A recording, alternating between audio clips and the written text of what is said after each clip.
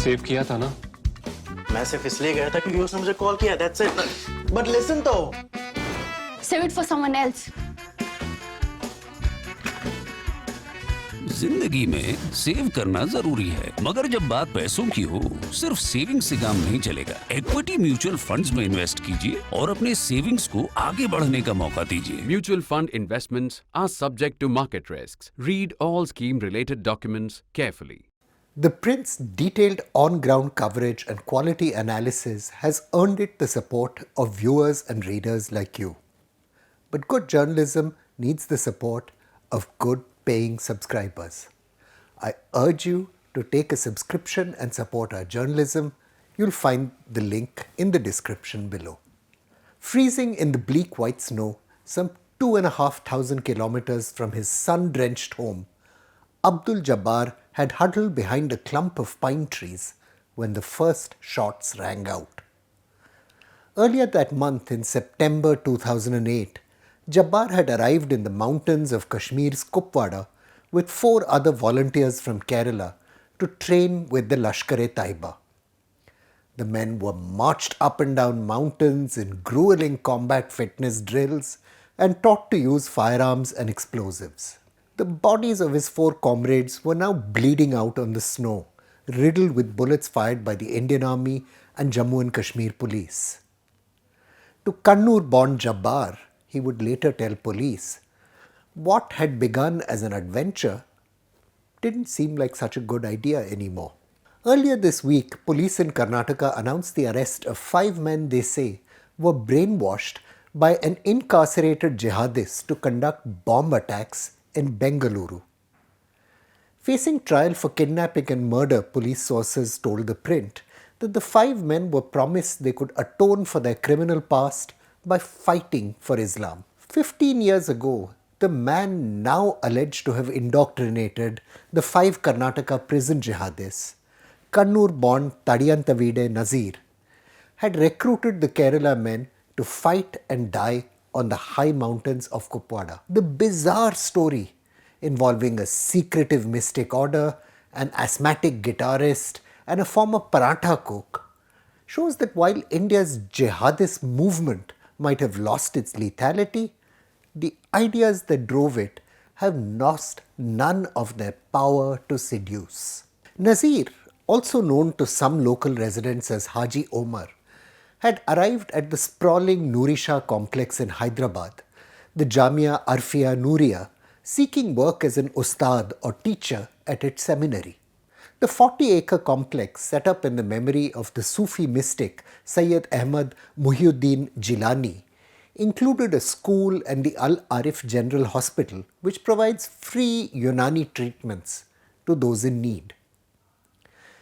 Each year, thousands of pilgrims come from Kerala, where the mystic had set up the state's first Islamic college in Malappuram, to attend a 40-day Chila, a rigorous religious course that is intended to liberate adherents from their physical and psychological desires, which are said to separate them from God.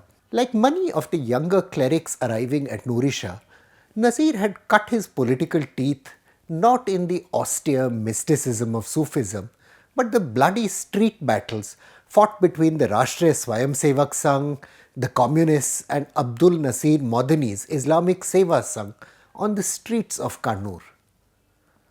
For Nazir, the Nuri Shah spiritual legacy, with its emphasis on individual piety, meant very little. To him, the threat to Islam came not from inner moral corruption, but the rising tide of Hindu nationalist violence and the global war unleashed after 9/11. The political arguments made by Nazir represented a faction within the Nuri Shah order, but it did have its supporters. Key among them, National Investigation Agency officials who later investigated the case say, was 1953-born Abdul Sattar. The son of E.T. Muhammad, a small farmer, and his wife Aisha, Sattar was an enthusiastic student of 1970s pop and, for a time, taught the guitar part-time at the Farooq Fine Arts College in Malappuram. Later, facing the unmusical realities of earning a living, Sattar opened a radio repair shop. Investigators then found that the landlord, Fazal Haji, nudged Sattar to get married and ignited his interest in religious matters. After his marriage, Sattar moved to Saudi Arabia to work at a cold storage facility. However, a long-standing battle with asthma led him back home to India in 1981. He reopened his business repairing electronic and electrical appliances. Even though the exact circumstances of Sattar's turn to Islamism have never become clear, he was alleged, though never proved, to have produced crude pipe bombs for the Islamic Seva Sangh street warriors. For his part, Madani was tried and acquitted by the courts on charges of having organized serial bombings, notably those in Coimbatore, and a separate attempt to assassinate former Kerala Chief Minister E.K. Nayanar. Following the assassination attempt under pressure from the police, Sattar moved to the Nurisha seminary. To those who asked, he claimed to have left Kerala because his wife had left him and he was unable to bear the humiliation. At the seminary, Sattar would marry for a third time, now to the daughter of cleric Abdul Qadir, a 1960-born Ustad or teacher. Qadir had begun visiting the Nurisha hospital in 1996, seeking treatment for a mental health issue, and ended up teaching over there.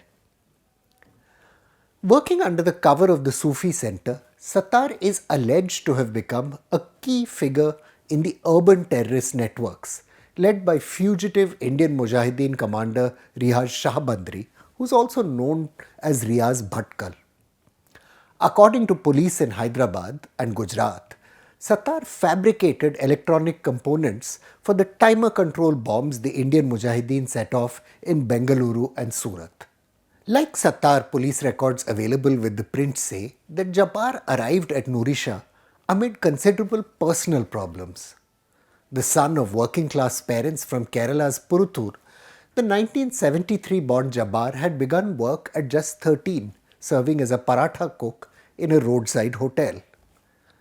The family had very few resources. His father, Kunu Bhavanu, ran a tea stall while one brother drove an auto rickshaw and the other worked as a roadside car mechanic. As a teenager, Jabbar had been drawn to Madani's politics of rage and ended up in trouble with the police. To add to his problems, Jabbar's first wife, Zeenat Ibrahim, filed criminal proceedings against him for dowry harassment and sought maintenance for their son. His second wife, Ramola Muhammad, had also given him 2 more sons, but the marriage again failed. At Nurisha, Jabbar met Sattar and forged a relationship founded on their common political beliefs. Sattar arranged for Jabbar to marry again to his own daughter, Nasia Moinuddin. The couple had 2 daughters and seemed to settle into life in the seminary. Even as Sattar was engaged in his bomb-making activities though, Jabbar was preparing to train in Kashmir. He hoped the Lashkar-trained cadre would become a nucleus for recruits from Kannur and Malappuram to stage assault operations across southern India. Funding for the operation is thought to have been provided by an Oman-based businessman, Ali Abdul Aziz Al-Houthi. The plot eventually imploded when Kashmir police detected the 5 Kerala jihadists training in Kupwara and tracked Jabbar back to his home. Large-scale recruitment by incarcerated jihadists inside prisons is a global problem. From France to the Maldives, police have found that many Islamic State fighters discovered political Islam while serving their sentences. Kashmir has also seen active recruitment of small-time criminals. To former gang members with a history of drug use and antisocial behavior, fundamentalist religion appears to offer the prospect of redemption. The Indian Mujahideen, of course, itself started inside Tihar jail with networks of jihadists reaching out to the cadre who'd later form the terrorist group. The alleged recruitment in Bengaluru holds true to this pattern, but also holds out a dangerous message. Earlier cohorts of Indian jihadists drew heavily on organized political movements like the Students' Islamic Movement of India. The causes around which the mobilizations took place were visible events, like the communal riots of 2002 or the demolition of the Babri Masjid in 1993.